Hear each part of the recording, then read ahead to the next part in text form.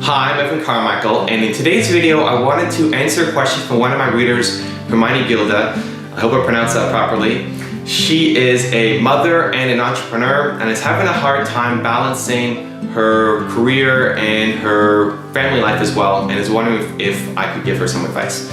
So, you are not alone. Time management is one of the biggest issues that entrepreneurs are facing, trying to figure out what to focus on with their business and have it all balance out with their work life as well.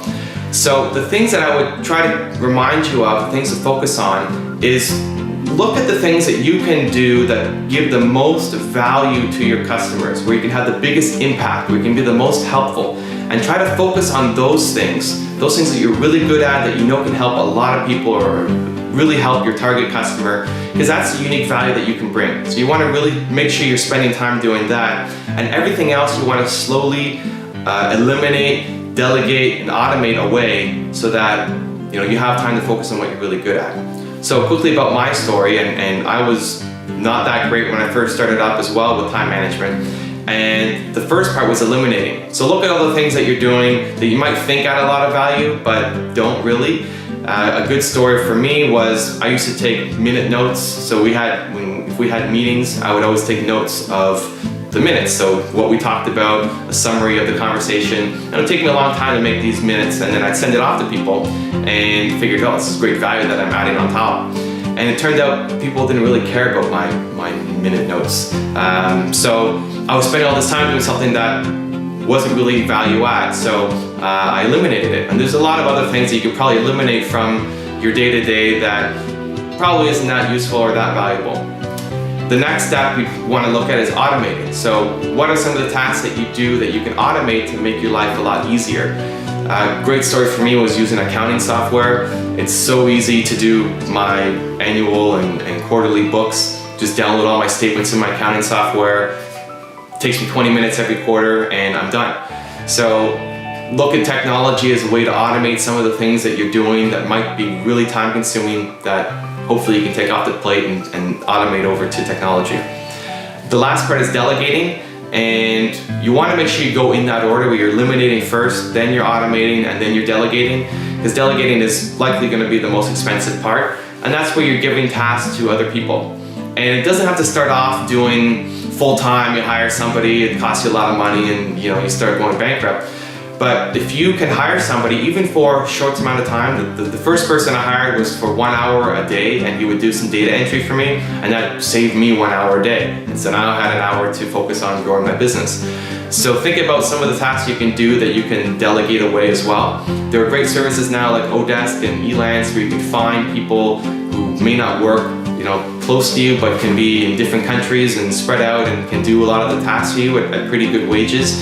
And that can really help you grow your business and help you focus on some of the things that you're really good at. Okay, so focus on what your strengths are, where you can add the most value, be the most helpful to your customers.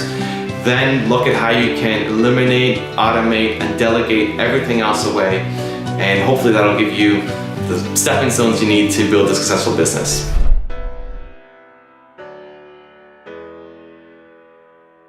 I think if you have a partner who doesn't support your business, you're either going to lose your business or going to lose your partner. It's really hard to be mission driven and want to have a successful company and be in a relationship with somebody who doesn't support you. I think there's 4 buckets that people fall into. 2 of them are negative and 2 of them are positive. The 2 on the negative side, you have a partner who just absolutely hates what you're doing. You have a partner who just doesn't believe in what you're doing. They hate it. They think you should quit. They think it's tearing down the family. They just don't want you to do anything related to that business. And that really sucks as a place to be in. You can't continue on with your business and your relationship. You have to figure out a way to make it happen. The second bucket is they tolerate it. They're not happy with it, but they tolerate it. And that's also a really tough place to be, because anytime you are struggling, anytime you're not getting results, anytime you're coming home when you're stressed out, they're gonna say, see, I told you that business, you shouldn't be doing it. They barely tolerate it, but they're not on your side. They just do it because they want you to have your thing and they love you, but they're not really on your side and they don't want it to succeed. It's a really hard spot to be in if that's you and an entrepreneur and that being your partner. It sucks. Now we move into the positive side. The next step up is they support you. They support you, they believe in what you're doing, they may not be involved in it, but they want you to be happy, they believe in your mission, they're pumped that you're off doing your own thing, and they support you in you going off and accomplishing your goal. And then the last one, which is ideal in most situations, is you have someone who's a champion. And they champion you and they want to be involved and they want to help and they want to participate and they're thinking about you and they're trying to champion your cause. And so those 4 buckets. You have to be in the last 2, in my opinion. You have to be in the positive territory with your partner, otherwise your relationship or your business will not last long term. So what can you do now? How can you move your partner from being in that negative spot to being a more positive one? I'm going to give you a 3-step process that I think will help your business and your relationship. It looks like this: support, communicate, involve. Support, communicate, and involve. So step 1 is support. And what that means is you support them. Support them first. If you are supporting them in their career, in their ambitions, in their drive, and what they're looking for, you're much more likely to get support back on you. If you are just expecting support 24/7, but you're not giving it first, it's really hard. So if you want to get it back, you want to receive, start by giving. And so they may not want to be an entrepreneur. That may not be how you support them. But could you support them in their career? Could you support them in their friendships? Could you support them in your relationship? Like, what are they after? What are their goals? What are their aspirations? What do they need help with? Do they just need somebody to come home and listen to them for half an hour when they walk in the door? What is it? What does support look like for them? Not your version of it. You know what you want.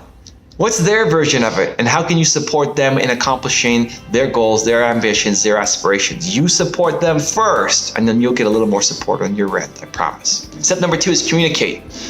One of the biggest challenges with entrepreneurs is we don't often communicate to our partners what we're going through, what we're thinking about, what we're struggling with. And this is something that Nina and I struggled with early on in our relationship. Where's Nina? Nina's somewhere there. Nina's somewhere there. There's the hand. So I don't need to share what's happening in my life. I don't need to. Doesn't release any stress or tension or energy. If I'm working with something, I need to just figure it out, and then I'll get to the place where I have an answer and I'm good. Nina always wants to know what's happening in my life. She wanted to know when she came home from work, what happened with me that day. I don't even remember what happened with me that day. I have to force myself to think about what happened. And at the beginning, that caused a little bit of tension. And so I made a dedicated effort to say, okay, I'm going to think about what's happening in my life, what's happening in my business. I'm going to make an effort to tell Nina first before anybody else finds out. She'd be upset if she wasn't the first to know. So I make her the first to know. And that extra communication helps because she understands my world a little bit better. Even though she wasn't involved in my world that much, even though she didn't know much about YouTube or the things that I'm working on, she couldn't be an asset to the business yet. Just having her know, having her feel like she's involved in the problems that I'm facing at that time, make everything easier. So if there was an important YouTube update that came out or something went wrong on the channel and she knew about it, she would say, hey, do you need to go home and work on it? She understands. Now she's in my corner. So it's not the business being the negative, the business taking time away from us. My problem has become her problem and my win has become her win. And so it allows her an entry point into my world. And so communicate. You have to communicate. You got to set the rules. You got to explain what's going on. I did an event yesterday in Indianapolis.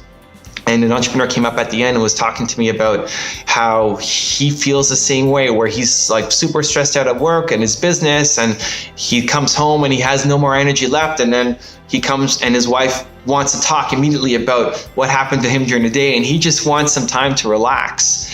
And it causes a lot of tension at home, and he's frustrated and upset that he's not bringing his best of himself at home to his relationships. So give him some advice. 1, on your way home, go with the intention of how do you want the rest of your evening to go, right? You're just going home like an accident. Go home with the intention of I want to have a great night with my wife.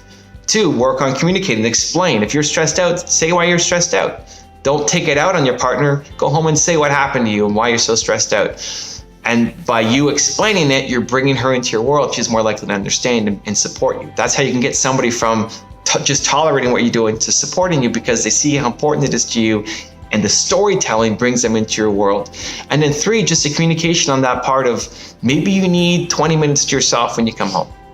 Maybe you set some ground rules with your wife and say, hey, I want to tell you everything. I want to explain and be fully transparent and let you into my world. When I come home, I just need 20 minutes to myself just to decompress, just to relax. And then I'm in a much better spot emotionally to be able to come and talk and share what's on my mind.